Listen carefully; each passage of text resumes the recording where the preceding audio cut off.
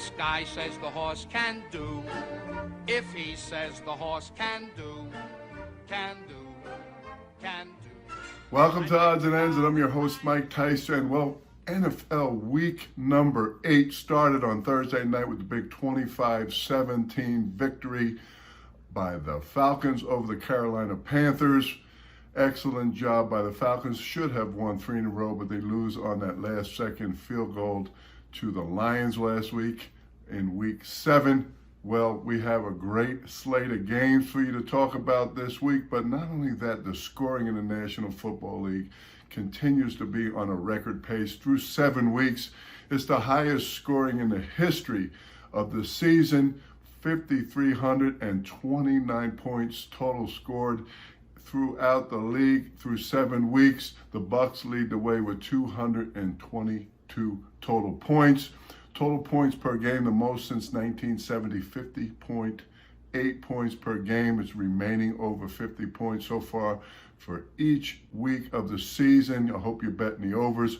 7 teams are still averaging 30-plus points a game, led by the Seahawks at 33.8, the Packers at 32.8, the Bucs at 31.7, the Titans at 31.3, the Chiefs at 31.1. The surprise to me are the Steelers at 30.5 points per game. They're coming up this week with that big game against the Ravens in Baltimore, and the Saints are at 30 points a game. Well, the Bucs and the Seahawks lead the way with 27 total touchdowns. Man, that's a lot of touchdowns through 7 weeks. Passing quarterback rating is the highest it's been through 7 weeks, 94.5. And of course, the completion percentage, 65.8% through 7 weeks. And that's because teams are checking it down to the backs, throwing the ball to receivers, flanker screens, allowing their athletes to get the ball in their hands and make plays. Well, fantasy football, pickups and plays. You got to play wide receiver Stefon Diggs for the Buffalo Bills this week. They're going against the banged up New England Patriots. Stephen Gilmore for the Patriots is banged up with a knee. I like Stefon Diggs. Running back Giovani Bernard for the Bengals. Running back Joe Mixon is out for the Bengals, so I like him against the Titans because the Titans are giving up 129.8 yards per game rushing. Running back Jamaal Williams for the Packers. As we all know, running back Aaron Jones is out this week with a little injury. So those would be my pickups and play-ums in fantasy football. Let's pick some games, man. Let's just get right to it. All the games I'm picking this week are 1 p.m. Eastern time games. I'm going to start with the 1-5 Vikings, -7 in the turnover differential against the Packers. They travel to Lambeau Field. The Packers are at +2 in that differential.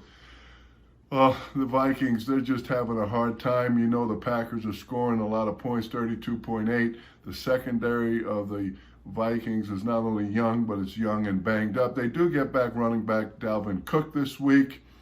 Justin Jefferson, rookie wide receiver, is just continuing to blow the top off of things, but the O-line to me continues to be an issue.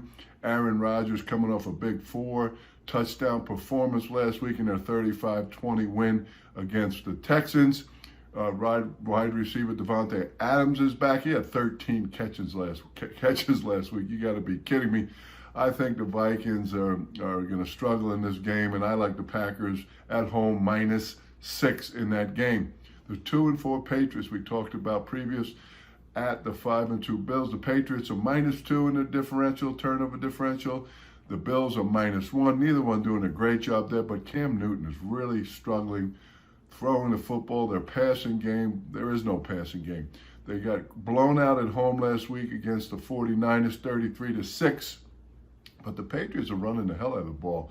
The rushing attack is averaging 155 yards per game, while the Bills' D is giving up 126.9 rushing yards per game. But the Bills, I tell you, on offense, they're doing a great job on third downs, 52.38%. Anytime you're converting on third down over 50%, that is going to be top 5 in the league. The Bills are at home. I think the Bills are a better team. I'm just going to go ahead and take the Bills at -4 in that game. Third game I'm picking is going to be a really good game. Two good teams on the rise, the 4-2 Colts at the 3-3 Lions. They're both +3 in the turnover differential. The Colts defense, wow, they're number 3 in rushing defense. They're number 4 in scoring defense, only giving up 19.2 points a game. That's pretty damn good. The Colts are coming off a bye. They're pretty doggone healthy. Their O-line is getting healthy again, and they do have a very good O-line. Wide receiver Kenny Golladay is finally back for the Lions and making some noise. 114 yards receiving last week against the Falcons. But I like the Colts in this one, -3. Well, the big game could be the pick of the week, but it's not the one I'm going to use.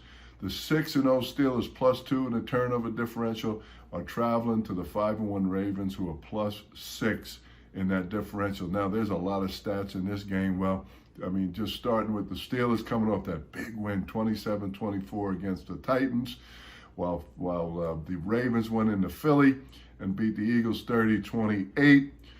The Steelers' rush defense only giving up 68.8 yards per game, while number 1 in the league in rushing are the Ravens, 164.3 yards per game. Something's got to give there. The Steelers on third down on offense are averaging 51% conversion rate. Like I said, 50% is going to put you in the top 5. The Steelers' offense is also averaging a surprising 30.5 points per game. Their scoring D is only giving up 19.7 points per game. They are really high in a lot of important categories. Rookie receiver from Notre Dame, Chase Claypool, is continuing to light it up. TJ Watt coming off a big game last week. Juju Smith-Schuster is having an excellent year this year, 9 catches last week. The Ravens defense, though, they're really good. Calais Campbell, 3 sacks last week. Mark Ingram is banged up. The Ravens are number 1 in scoring D, only giving up 17.3 points per game. They're scoring on offense 29.8 points a game. Lamar Jackson is the key. Running back Gus Edwards filling in for the banged up Mark Ingram is doing a great job.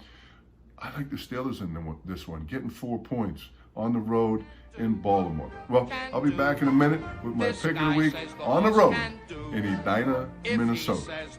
Can do.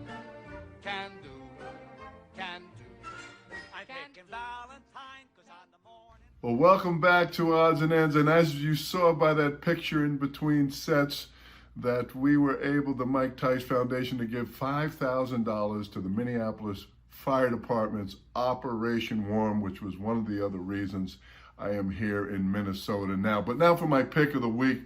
What a great game for the Titans, 5-1. +9 in the turnover differential, number 1 in the league in that area. Playing the 1-5-1 Bengals, they're -2 in the differential. The Titans are number 2 in red zone touchdown percentage at 80%. That's fantastic. Number 4 in scoring offense at 31.3 points per game. Number 5 in rushing, at 145.2 yards per game. Of course, Derrick Henry, number 1 in the league with 663 yards rushing. Wide receiver A.J. Brown last week, 153 yards and a touchdown.